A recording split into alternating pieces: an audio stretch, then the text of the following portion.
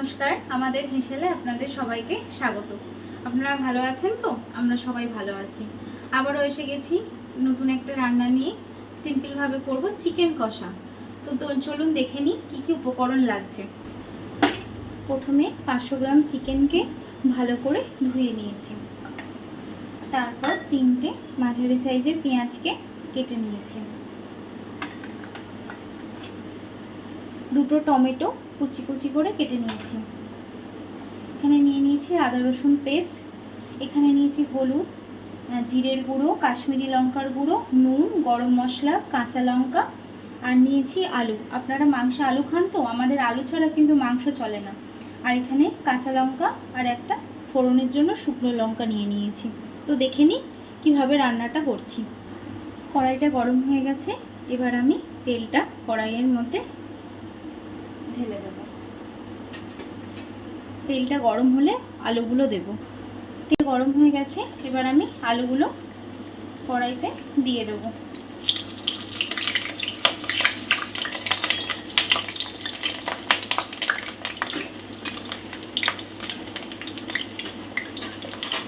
আলুটা ভাজার সময় সামান্য পরিমাণে একটু হলুদ আমি দিয়ে দেব। খুব ভালো করে আলুটা লাল লাল করে ভেজে নেব। আলুগুলো খুব ভালো করে লাল লাল করে ভেজে নিয়েছি। এবার উঠিয়ে নেব।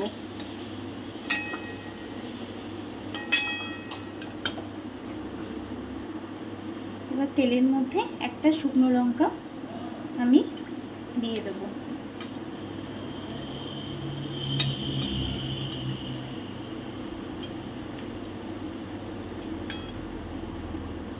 শুকনো লঙ্কাটা ভালো করে ভাজা হয়ে গেছে। এবার আমি পেঁয়াজটা দিয়ে দিলাম।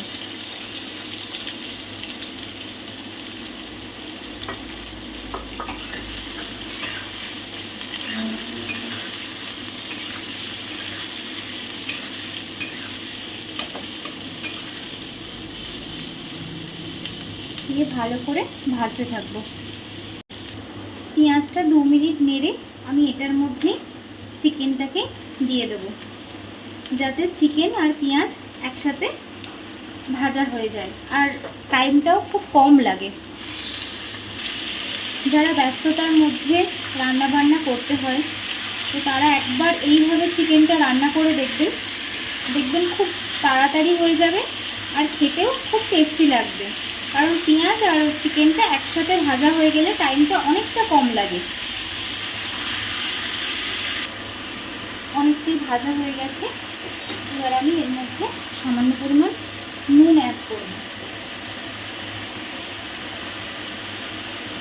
আর দিয়ে দেব আদা রসুন পেস্টটা।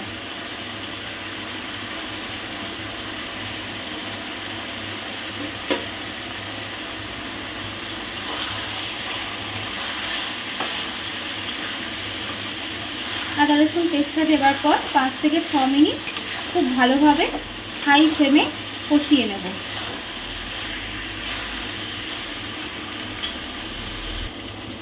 পাঁচ মিনিট খুব ভালো করে কষিয়ে নেওয়ার পর এবার আমি টমেটোটা এতে অ্যাড করব।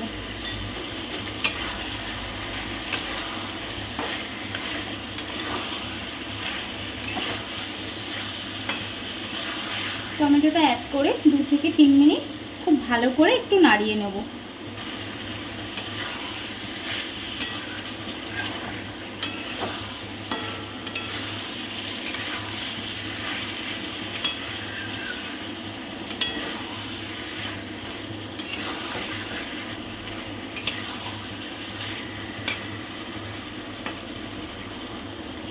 এই সময় কাঁচা লঙ্কাগুলো আমি অ্যাড করে দেব। 2-3 মিনিট হয়ে এসেছে। এবার আমি মশলাগুলো দিয়ে দেব। দেখবেন টমেটোটা যেন গলে যায়। টমেটোটা যতক্ষণ না গলছে ততক্ষণ আপনি একটুখানি নাড়তে থাকবেন। 2 চামচ মতো হলুদ দিলাম।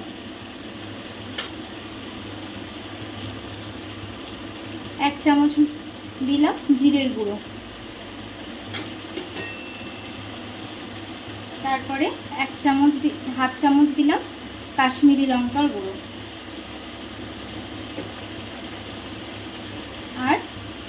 1 চামচ দিলাম নুন। এবার খুব ভালো করে কষিয়ে নিতে হবে, আর গ্যাসের ফ্লেমটা কিন্তু মিডিয়ামে রাখবেন, নাহলে মশলা ধরে যাওয়ার চান্সটা অনেকটা বেশি থাকে।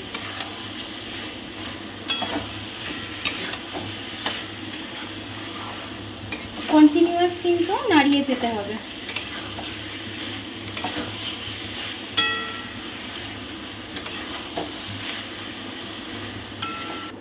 কষাতে কষাতেই মাঝখানে আমি এর মধ্যে আলুটা অ্যাড করব,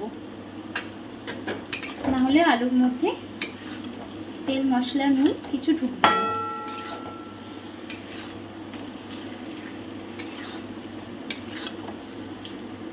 মোটামুটি 10 থেকে 12 মিনিট এইভাবে কষিয়ে নেবেন। খুব ভালো করে চিকেনটা থেকে তেল ছেড়ে দিয়েছি। এবার আমি এতে সামান্য পরিমাণ একটু গরম জল অ্যাড করব। আপনারা চাইলে এইভাবেও রাখতে পারেন, দেখে নেবেন মাংসটা ঠিকঠাক গলেছে কিনা। আর যদি মনে করেন সামান্য পরিমাণ জল দেবেন তাহলে তাও দিতে পারেন। শুকনো শুকনো রাখবেন, খেতে খুব টেস্টি হয়।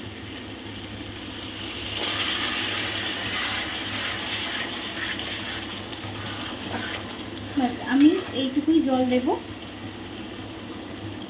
এবার খুব ভালো করে ফ্লেমটাকে মিডিয়াম রেখে ফোটাতে থাকবে। তাতে কি হবে বলুন তো, সমস্ত মাংসের মধ্যে মশলাটা খুব ভালোভাবে ঢুকবে। আর এটা আপনারা চাইলে ভাত দিয়েও খেতে পারেন, অথবা রুটি দিয়েও খুব ভালো লাগবে।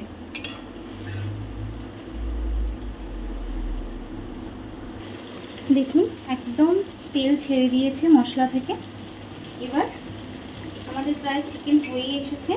নামাবার আগে আমি সামান্য পরিমাণ গরম মশলা এতে অ্যাড করব।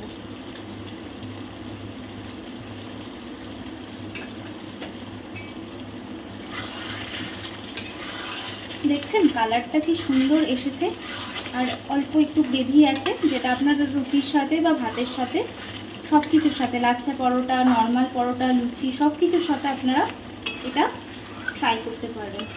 একবার জাস্ট বাড়িতে বানিয়ে দেখুন কেমন হয়, অবশ্যই কিন্তু জানাবেন। আমাদের চিকেন কষা তো রেডি, আমরা এটা খাবো ভাতের সাথে। তো আপনারা এই চিকেন কষাটা অবশ্যই বাড়িতে বানান, আর অবশ্যই কমেন্ট করে জানান আপনারা কিসের সাথে ট্রাই করলেন আর কেমন হয়েছে খেতে। খুব তাড়াতাড়ি এই চিকেনটা হয়ে যায়, তো আপনারা কিন্তু কমেন্ট করে অবশ্যই জানাতে ভুলবেন না। আর যারা নতুন এখন চ্যানেলে আছেন তারা লাইক করবেন, কমেন্ট করবেন, শেয়ার করবেন, আর যারা এখনও যুক্ত হননি তারা অবশ্যই সাবস্ক্রাইব করুন। তো দেখা হচ্ছে নেক্সট ভিডিওতে। টাটা।